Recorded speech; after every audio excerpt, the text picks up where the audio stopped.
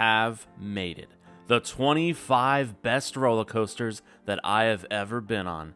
Having been fortunate enough to ride 532 throughout my life thus far, do the math. That means I believe that 507 are not as good as any of the following coasters. These are the best of the best, elite S-tier status through and through, rides that should immediately go on your bucket list if you have yet to experience them yourselves. Which coasters made this list? The 2024 finale is here, everyone. Let's officially reveal my top 25 favorite roller coasters. Number 25, let's go, baby. And we're kicking off this list with what I believe to be the best coaster in a state with a whole lot of them. Here is Texas Stingray at SeaWorld San Antonio. Simply one of the best wooden coasters in the country, and definitely one of the best from GCI. This manufacturer is known for most of their coasters to have a curved first drop. Not the case for Texas Stingray. It's straight down, and it's wonderful. Especially in the back row, you get insane air, making for one of my 2 or 3 favorite drops of any wooden coaster. The rest of the layout is just relentless. Fast-paced, airtime, quick transition, airtime, quick transition, all the way to the brake run. Not only do I think this is Texas's best coaster, I think it's the best coaster of any of the 3 SeaWorld parks. Yup, it's that great. At number 24 is my favorite roller coaster that I have ever ridden thus far, which are very important words, in Europe. And it's called Schwur des Karnen at Hansa Park in Germany. Tons of hype for Karnen from other enthusiasts, saying it's one of Europe's best. And clearly, expectations met. I truly believe this is one of the purely scariest coasters in the world. It's a massive 240-foot high Gerstlauer. Its vertical lift, the world's tallest FYI, and drop all in a legitimate skyscraper. This building is huge, and it features maybe the biggest surprise in coaster history that I will not divulge, but it is incredible. Yes, it's shaky in some valleys, but 90% of this layout is incredible. The airtime, there's speed. Oh my god, is there speed? This thing flies. And yeah, the theming is 10 out of 10. Karnen checks so many boxes in the Coaster 365 playbook. It's still so surreal that I actually rode this thing. I cannot wait to see what else Europe has to offer in the coming year. At the Michael Jordan spot, number 23 is, well, speaking of bulls, it's El Toro at Six Flags Great Adventure. I can guess a few of you may be surprised right now thinking this is low, if not really low, because El Toro has absolutely appeared on many top 10 lists, if not even top 5. At one point, this was the case for me too, as I thought it was easily one of the, if not the, best wooden roller coaster in the world. It's still obviously amazing for me, but my rides the last few years have just not been the smoothest, with many a pothole throughout its layout. That doesn't change it having one of the best drops of any coaster period, and maybe the best for wooden coasters. These first few airtime hills are all-time moments on any coaster, same with the iconic Rolling Thunder Hill. El Toro is absolutely godly when running at its best. In my opinion, it's just not at its best right now, and definitely needs some track work. If so, it could be knocking on that top 10 door once again. I don't know about you, but I'm feeling some Boulder Dash at Lake Compounce for number 22. One of my hometown coasters. You better believe I feel beyond blessed that what I consider to be the best CCI in the world is in my backyard. Opening in 2000, Boulder Dash defines the roller coaster through the woods description better than almost any other. Non-stop speed and grit, with trees just flying by you. It's one of the most intense wooden coasters without a doubt. And when you have wooded scenery, you know that immediately means it's an epic night ride as well. GCI has added some Titan track the last few seasons, which has definitely helped its roughness issues. That being said, you still feel that CCI bite in many different sections of this coaster, which some may love, some might hate. Overall, I obviously love the thing. It's definitely not a perfect coaster, nor my ultimate favorite, but you better believe you need to get your butt to Compounce one day, because it's 100% on everyone's bucket list. We're staying on the wooden side of things with the third in a row and fourth of 5 so far. And it's another GCI in Thunderhead at Dollywood. Saying Thunderhead was the best coaster at Dollywood over Lightning Rod used to be blasphemous talk. But over the last few years, I have seen more and more enthusiasts slowly agree that is exactly the case here in 2024. Oh, is this 2004 coaster aging like fine wine, thanks to some fantastic retracking, having Thunderhead absolutely flying through its course these days. The airtime is simply incredible, and that relentlessness that I talked about with Texas Stingray absolutely happens here too, if not even faster. If you haven't been on Thunderhead in the last 2 years, try to get to Dollywood ASAP, because it's running at its peak, and is now for sure in the conversation of best wooden coasters in the US. The chain continues, everyone, all the wooden coaster love so far. But number 20 comes from a manufacturer that does mostly steel, but not this one, as here is Outlaw Run at Silver Dollar City.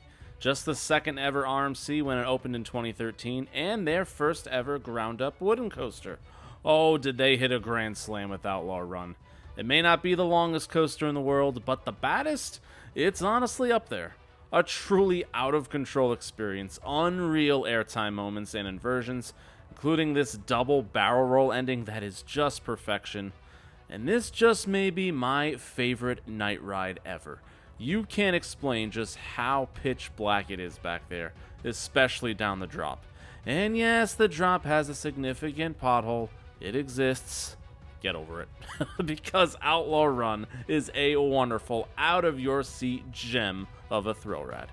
Let's finally go in a completely different direction, as we're switching over to steel, and switching from traditional extreme thrills to just pure unadulterated fun. Number 19 is Guardians of the Galaxy Cosmic Rewind at Epcot. If you've been watching my entire Top 100 series, you know that highly themed coasters really matter to me, and that I'm also a sucker for Disney.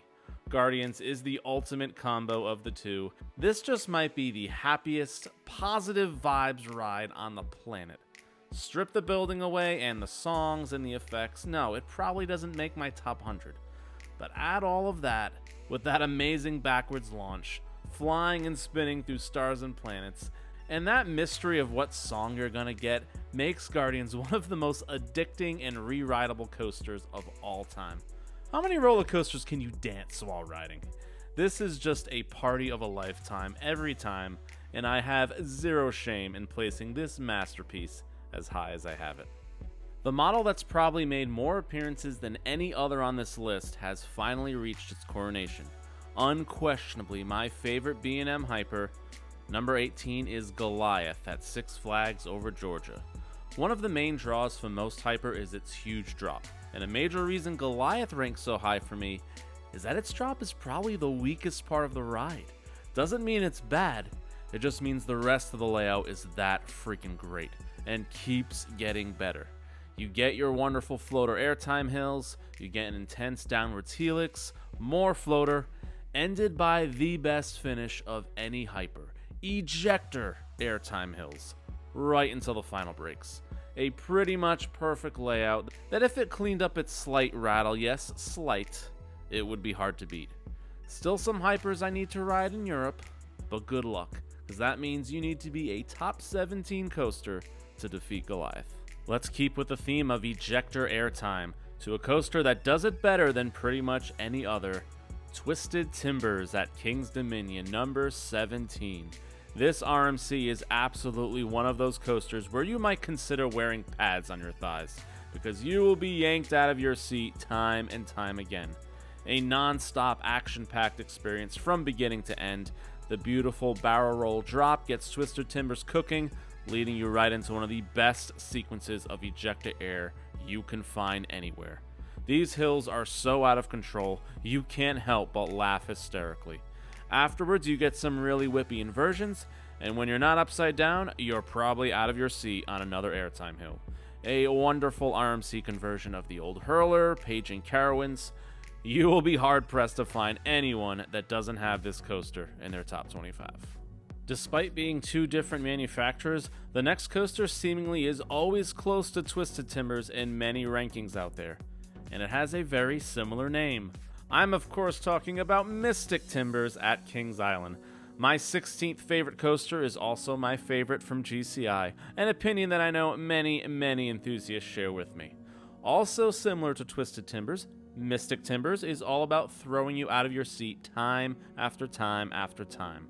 The difference though is its setting, almost all in the woods, making its theme very much legitimate, and of course another excellent night ride.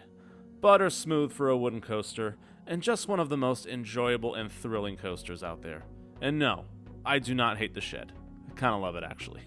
Mystic is just non-stop fun, and the best coaster at one of the strongest coaster lineups in the entire world. We are at the top 15, and for those that know me certainly know how much this next coaster means to me. It's time for Wicked Cyclone at Six Flags New England, the roller coaster that initially sucked me into this crazy hobby. For those currently screaming bias, is there some? I'm sure, but I deep down genuinely believe this is one of the best from RMC, and maybe the best at packing in so many amazing elements into a small space. The pacing of Wicked Cyclone is beyond wonderful. Multiple amazing airtime moments with some insane outer bank elements unlike any other RMC. And the quote third lap is slow thoughts. In my opinion, that has not been the case the last few years. It's still moving as it gets towards the brakes. If you don't agree with number 15, you have to at least agree and understand how this ride can turn a regular amusement park goer into a full-on enthusiast. From an RMC at number 15 that I've ridden more than maybe any other coaster, to an RMC at number 14 that I didn't nearly get to ride enough. That being Air Force One at Fun Spot Atlanta. Saying Fun Spot Atlanta for a coaster of this caliber still feels weird, but alas, that is absolutely what they have here in Air Force. My number 14 ranking is based on a visit, as you can maybe tell by this footage, that was chilly, around 60 degrees, rainy, early in the morning, and very dead crowd-wise. It was probably the least optimal time to ride, and it still got number 14. That's how amazing this layout is, with a killer drop, fantastic elements, especially the stall, maybe the best in the States, and this already iconic arcade roll, also one of the best in the States, if not the world. The ending quad down is definitely intense. I didn't get enough rides to see if the painful complaints some have given it were accurate. All I know is the potential for Air Force One to climb into my top 10 is probably more likely than not if I rode it in optimal conditions. Easily one of the best coasters in the United States, and another home run from RMC. Lucky number 13, and we're heading back to a place many call the coaster capital of the world, as it's time to talk some Maverick at Cedar Point. When this amazing coaster opened in 2007, some scoffed at its measly 105 feet of height. But what Maverick ultimately proved was that you didn't need to have the biggest and the baddest stats to still create one of the best coasters in the world. A beautiful layout of great airtime, amazing side-to-side transitions, all before you oddly stop halfway, only to be propelled by one of the best launches out there, jolting to 70 miles per hour out of nowhere into more of those sweet intimate elements. An absolutely ingenious creation that was definitely ahead of its time, as when it's all said and done, Maverick will be seen as a revolutionary ride that set the standard of what was to come in the next 15 plus years. We've been on an RMC run a few times in this top 25.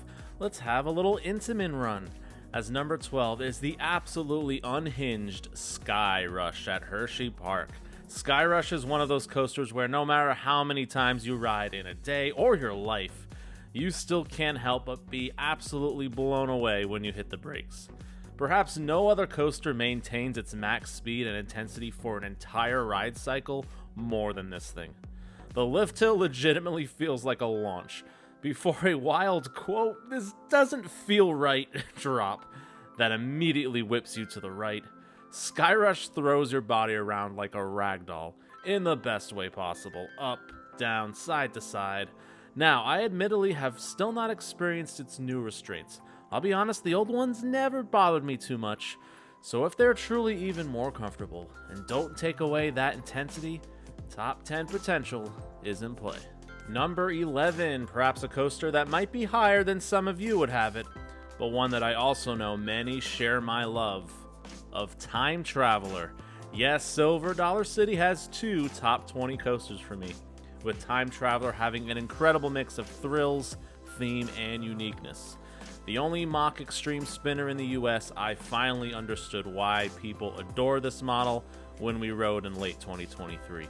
The way these trains move means you can get a different experience every time, and the sensation of going through inversions and launches while spinning, and not a dizzying spinning, it was unmatched.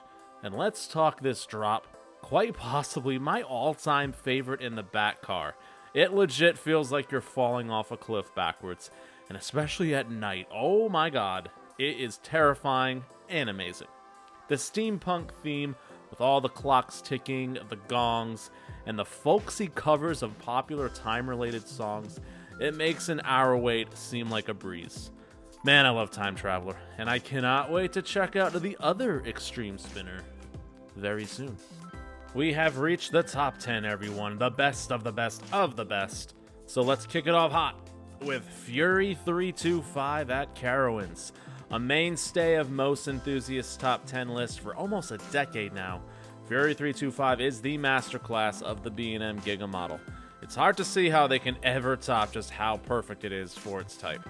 One of the best first drops of all time, still the tallest traditional chain lift hill and drop in the world, and what follows is a 95-mile-per-hour rush through multiple incredible airtime hills, this iconic treble clef element flying under bridges, all the way to the final brakes.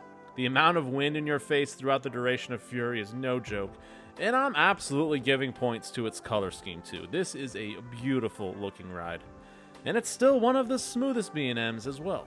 It might not have all the intensity or out of control airtime that I like, hence why there's still 9 to go, but Fury 325 will probably forever stay high on my rankings, no matter how many coasters I ride throughout my life. At number 9 is sort of a dream coaster in a way, a ride many people wanted for years and assumed would be great, but almost universally I don't think anyone expected just how amazing Wildcats Revenge at Hershey Park would be.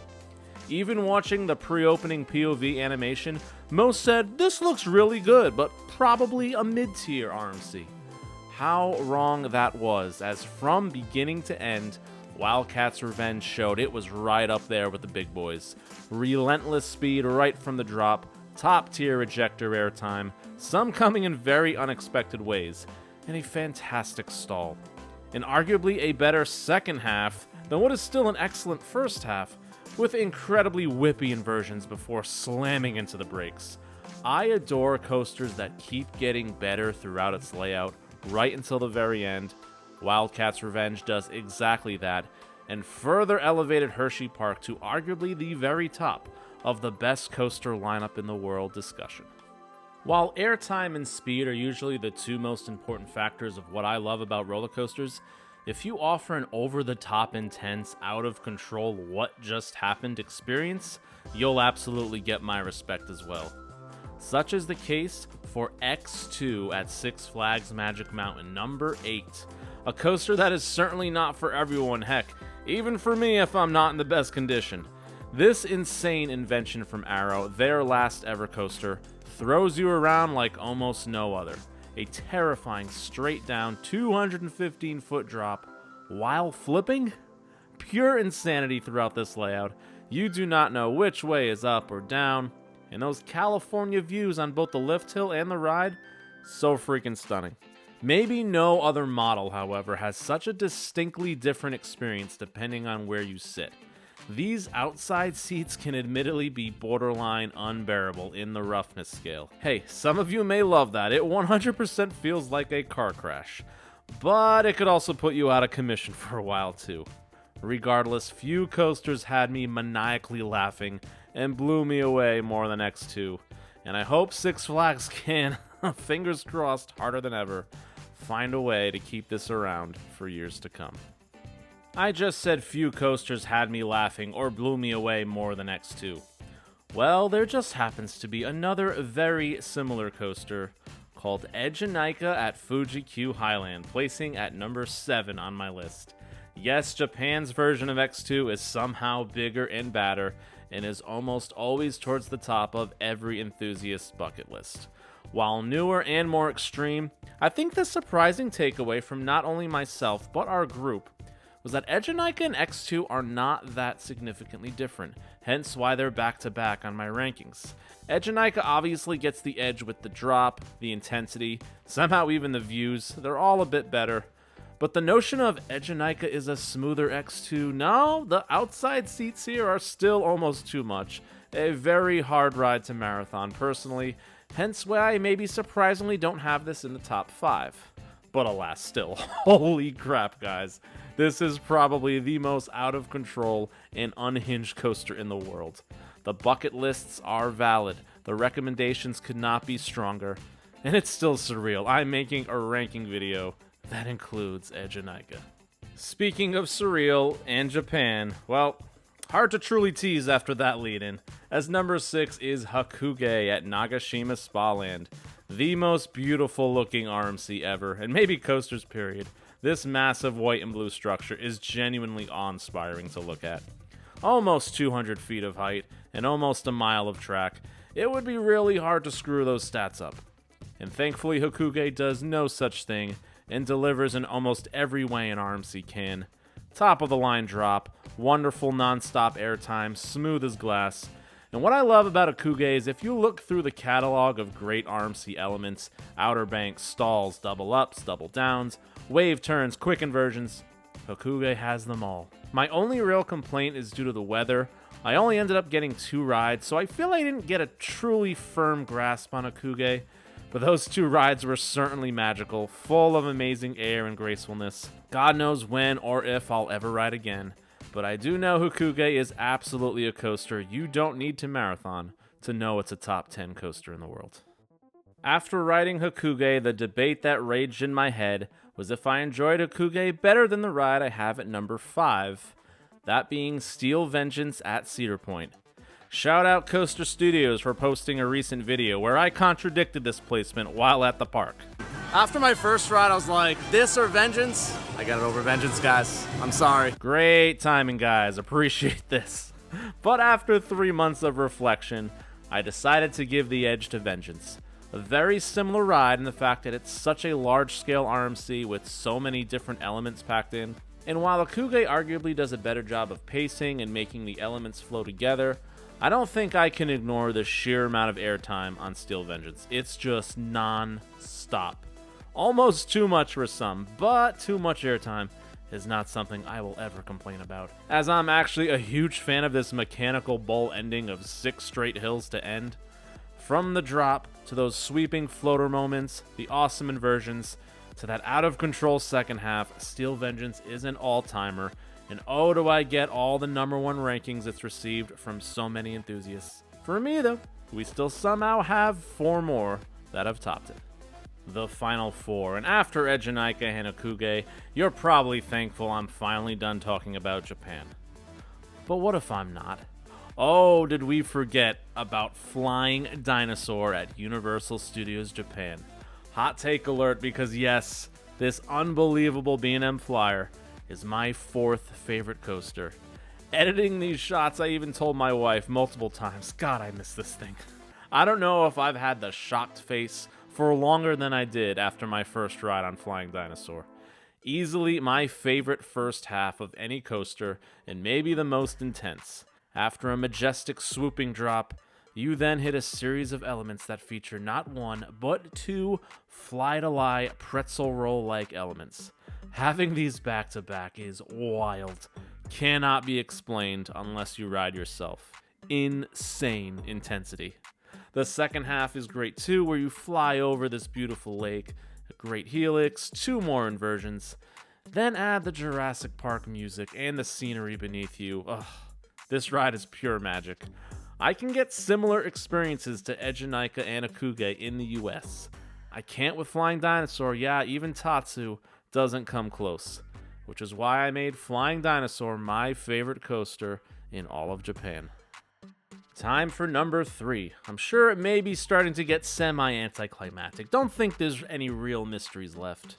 Here we have the Voyage at Holiday World, what I believe is the best wooden coaster in the entire world. 6,400 feet of track, and you certainly feel that length as it goes on and on and on and on some more, and it is all spectacular. Voyage feels like 3 coasters in one, starting with a bunch of floater hills that feel like a hyper/shivering timbers. Then you hit the back portion with a bunch of quick turns, laterals, and overbanks that feel like a GCI. And then the return trip back is full of ejector airtime, feeling like an RMC. And the way it works the terrain with so many tunnels, you just can't get enough of it. The night ride is of course iconic, especially the trimless version if you've gotten the opportunity to experience that. Voyage is an absolute marvel of a wooden coaster. There's a reason so many enthusiasts flock to this middle of nowhere park in Indiana year after year after year. At number 2, I've expressed my love of a certain manufacturer probably more than any other, and here is my favorite of them all. It's IronGuazi at Busch Gardens Tampa, the current king of RMCs for me. The initial pre-opening POV and layout looked very good, but there was definitely will it be better than Vengeance though? This is why you need to actually ride, because that did not show just how powerful IronGuazi really is. For those that say it's too short, well, that's probably because you can't really define a true first and second half. It just hauls throughout the entire circuit. After an all-time drop, it's constant, relentless speed, almost too fast, but hey, that's what makes it amazing, right? This Death Roll inversion, one of the great element names ever, by the way, is just stupidly good. Unreal airtime, the wow factor of Gwazi is honestly unlike anything else. You need some deep breaths when this ride is over, because it's once again one of those rides not for the faint of heart. What a way for Alan Schilke to go out, as he definitely saved his best for last. Drum roll. The anticipation, the excitement, the mystery of what my number 1 coaster could possibly be. Oh, let's be honest, you knew it was Velocicoaster at Islands of Adventure. Come on now. Oh my lord, where to start? I've mentioned the Coaster 365 playbook before. In it, you will find airtime, launches, speed, intensity, theme, views, and coasters that keep getting better throughout the layout. That's Velocicoaster, everyone. It checks every box. The perfect appetizer, which is the fun paddock section. Nothing too crazy, fun pops of air and inversions, amazing theming. Then you get the entree. Oh, this boost is heavenly. Up the wonderful top hat, the views of the park, amazing.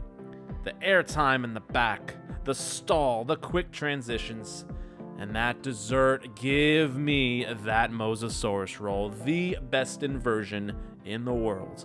How is my favorite B&M and my favorite Intamin both themed to Jurassic Park? Almost as if I adore that IP. Even the Q is arguably the best in the world. Velocicoaster is as close to perfection as you can get. It's gonna be very hard to knock this off as my number 1. Europe, you are on the clock. That is it, everyone. The end of my top 25, the end of my top 100, and the end of 2024. I cannot thank you all enough for the amazing support of not just this series, but for the entire year, and what was very much an experimental year for me. I am so excited to keep this going in 2025. Doing what? I honestly don't know, but that's the fun of it, as I'll continue to learn, continue to improve, and hopefully keep bringing you some fun content. Wishing you nothing but the best in 2025. I will see you next year. Love you guys.